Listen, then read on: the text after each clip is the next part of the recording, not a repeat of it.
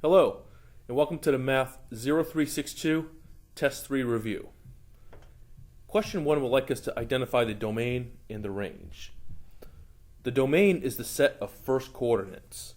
So the domain would equal to 1, 2, 5, 7, and 9.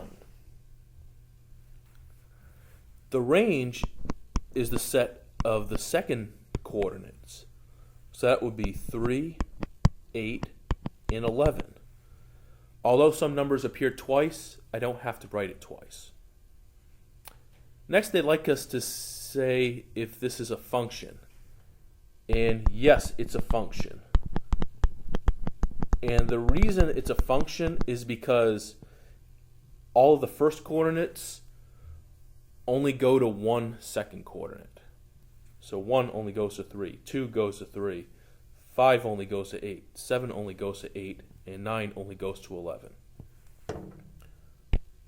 Let's look at question 2. Again, domain is the x values.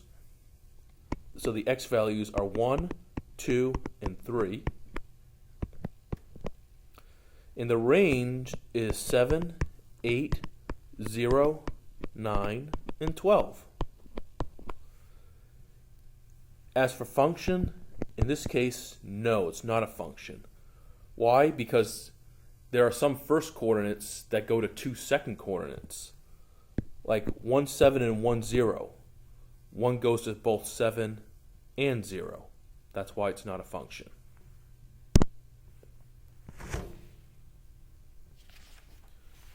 Question 3 gives us a picture, and they'd like us to figure out the domain and range from this. So, let's find the domain.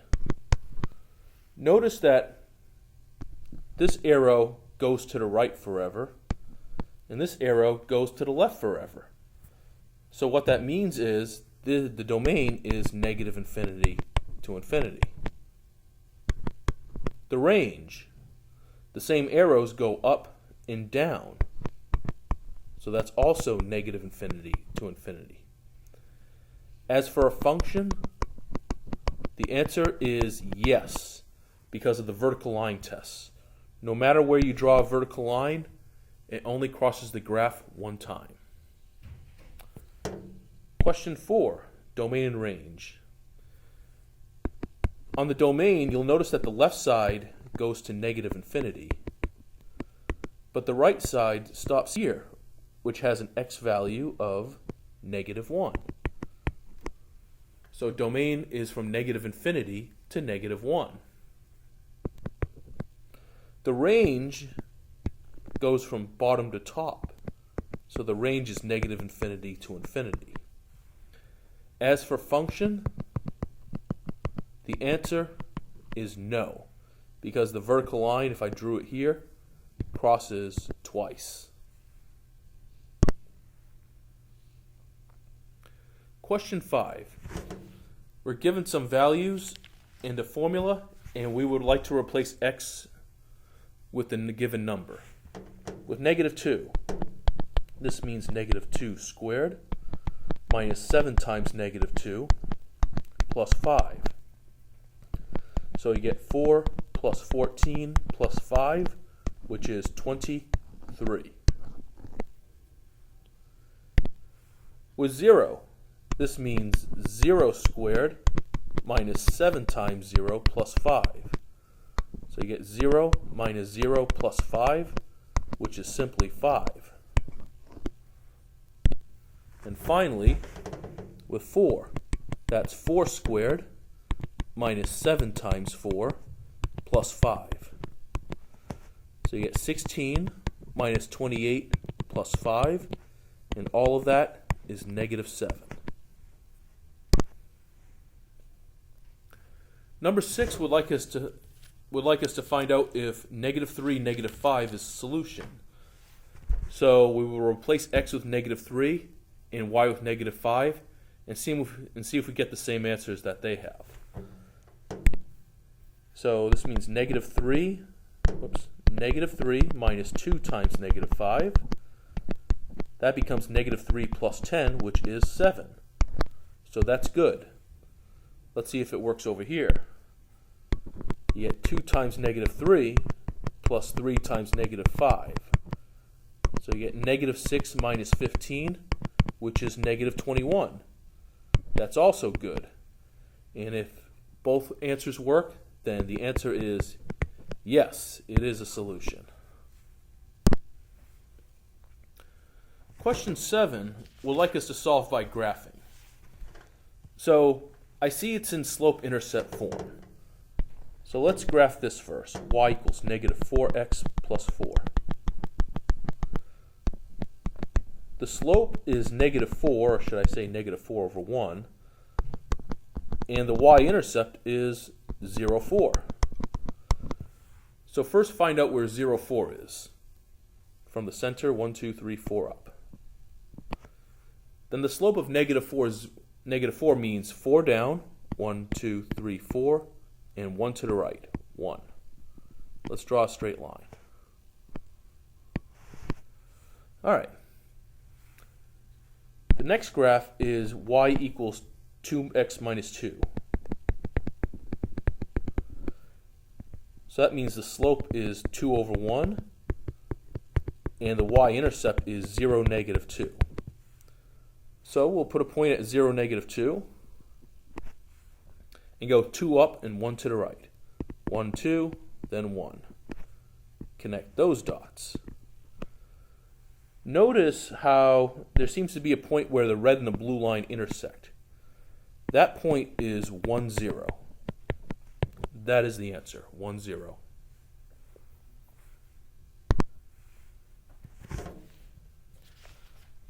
Okay, so in number 8, we're going to do the same thing. This time it's not in slope-intercept form, so we will plot points. I would do x equals 0 and then y equals 0 for both of them. So for 16x plus 4y equals negative 16. If you do x equals 0, then you get 16 times 0 plus 4y equals minus 16. 4y equals negative 16, or y equals negative 4. So your first point is 0, negative 4.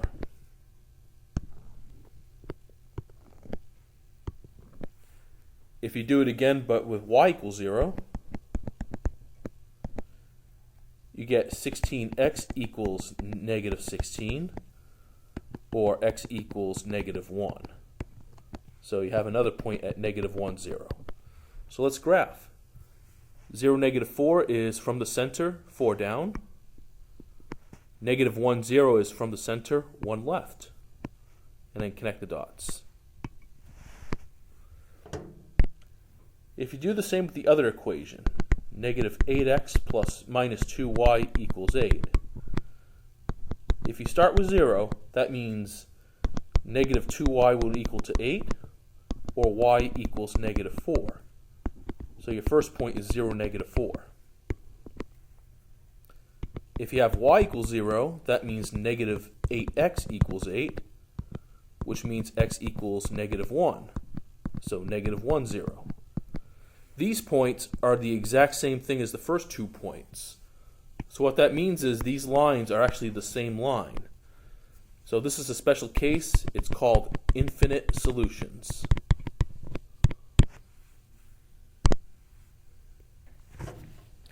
So question 9 would like us to solve, but they would like us to solve using the substitution method. So for substitution method, we have to get one of the equations alone. Although it doesn't matter which one you get alone, x or y, the easiest one is to pick the one that has no number in front. So let's start with the first equation. Negative x plus 2y equals 3. I will subtract 2y. So negative x equals negative 2y plus 3. Then divide everybody by negative 1. So x equals to 2y minus 3. All right, step 2 is to go to the second equation and replace x with 2y minus 3. So you still have the negative 4, but instead of x, that becomes 2y minus 3. Then plus 3y equals 2. So we'll distribute, so negative 8y plus 12 plus 3y equals 2. Then negative 5y plus 12 equals 2. Then negative 5y equals negative 10, or y equals 2. So your first answer is y equals 2. To find x, you can plug it into any equation you want. I'll just plug it in right here. So x equals to 2 times 2 minus 3. 2 times 2 is 4. 4 minus 3 is 1. So your answer is 1 and 2. 10, more of the same. And good news, y is already alone, so we can use the first equation and replace y with that whole equation.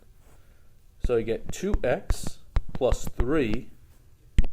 Instead of y, I will write negative 2 over 3x plus 4 in parentheses. And all of that's equal to 6. Let's distribute.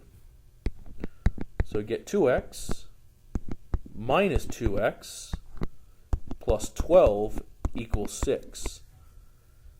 The 2x will go away, so you have 12 equals 6. That is a false statement. And because of that, this is no solution.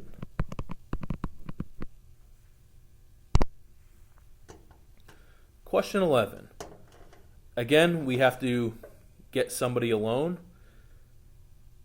Every single number has a number, every single letter has a number in front, so there's really not a good way of doing this.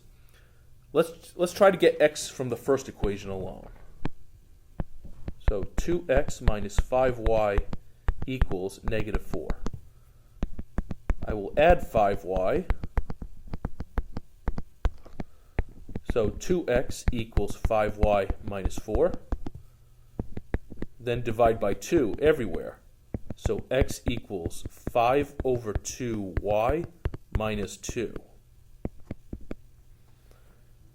We can now use the second equation and replace x with our 5 over 2y minus 2.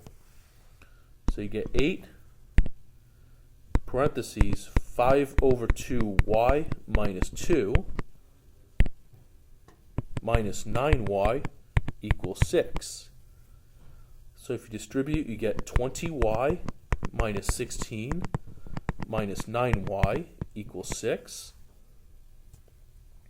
20 minus 9, that is going to give us 11y minus 16 equals 6. Add 16, so 11y equals 22, or y equals to 2. I can now replace 2 with y with 2, so you get 5 over 2 times 2 minus 2. So x equals to 5 minus 2, which is 3. So the answer is 3 and 2. Okay.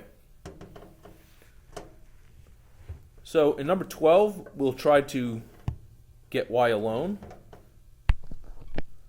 So 2y equals negative x plus 2. I will divide everything by 2. So y equals negative 1/2 x plus 1. And now we can use the second equation. So negative 6x minus 12 times negative 1 over 2x plus 1 equals negative 12. We'll distribute, so that's going to become negative 6x plus 6x minus 12 equals negative 12. The 6x's will go away to leave negative 12 equals negative 12. This is a true statement, so the answer is infinite solutions.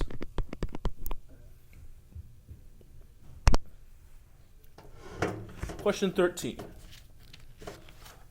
They'd like us to solve this time by the elimination method. In the elimination method, we're trying to get rid of x. And here we can get rid of x because 2x and negative 2x go away. So negative 8 plus 5y is negative 3y. Negative 4 plus 7 is 3. And if you divide, that means y equals to negative 1. To find x, you can use the first or second equation. It won't matter. I'll do the first equation. So you get 2x minus 8 times negative 1 equals negative 4. 2x plus 8 is negative 4. Subtract 8, so 2x equals negative 12. Or x equals negative 6. So your answer is negative 6 and negative 1. All right, in this case, nothing goes away, at least not yet. But what we can do is multiply the bottom row by negative 2. The top stays the same, but the bottom becomes negative 10x plus 8y equals negative 36.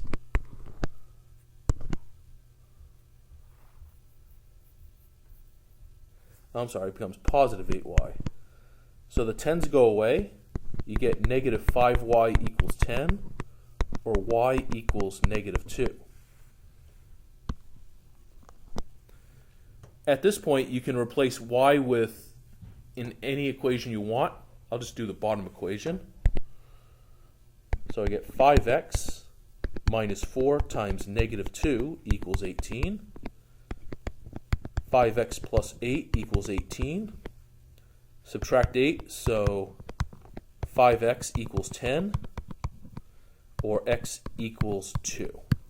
Your answer is 2 and negative 2. All right, in 15, what I like to do is multiply the top row by 4. So you get negative 20x plus 36y equals to 64. And the bottom stays the same. 20x minus 36y equals negative 7. The 20's go away, and so do the 36. So that just leaves 0 equals 57. That is a false statement. So that means no solution.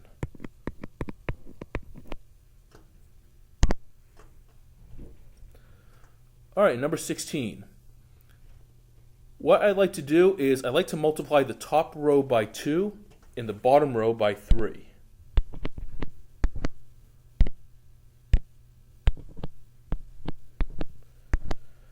If you multiply the top by 2, you get 16x minus 6y equals 36. And the bottom, you get 15x plus 6y equals 57. If you work this out, this becomes 31x, the 6's go away, equals to 93. And if you divide 31, that means x equals 3. And now you can use any other equation to get the other equation. I'll use the bottom equation. So you get 5 times 3 plus 2y equals 19. 15 plus 2y is 19. 2y will equal to 4, or divide 2, y equals 2. So your answer is 3 and 2.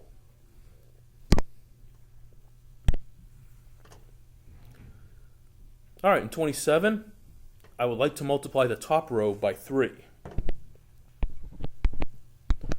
So you get negative 24x minus 27y equals 12. And the bottom stays the same.